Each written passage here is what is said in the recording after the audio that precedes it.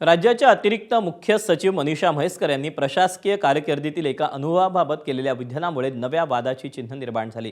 2023 मध्ये स्थापन झालेल्या शिंदे फडणवीस अजित पवार सरकारच्या काळात म्हैसकर यांना कामकाजात डावलण्यात आल्याचा आरोप त्यांनी केला। माझा विभाग चालवायला महिला नको असं म्हणत आपल्याला डावललं गेलं। मात्र तेवढा एक अनुभव वगळता महिला अधिकारी म्हणून कधी वेगळी वागणूक मिळाली नसल्याचं म्हैसकरांनी म्हटलंय। दिल्लीत महिला प्रशासकीय अधिकाऱ्यांचं अखिल भारतीय मराठी साहित्य संमेलन आयोजित करण्यात आलं। या निमित्तानं प्रकाशित झालेल्या स्मरणिकेत म्हैसकरांची मुलाखत प्रसिद्ध झाली। त्यामुळे म्हैसकरांचा रोख नेमका कोणत्या मंत्री आणि अधिकाऱ्यांकडे आहे याविषयी जोरदार तर्कवितर्क सुरू झाले। मात्र यामुळे प्रशासकीय क्षेत्रातील महिलांचा सहभाग आणि निर्णय प्रक्रियेतील स्थान याबाबत पुन्हा चर्चा सुरू झाली।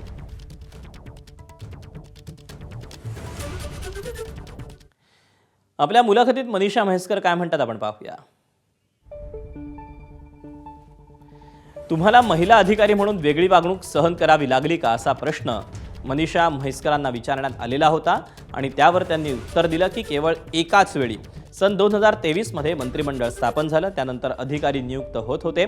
एका नेत्यानं माझा विभाग चालवायला मला महिला नको असं सांगून मला डावललं। काय बोलायचं। तेवढा एक अनुभव वगळता कधीही वेगळा अनुभव आला नाही।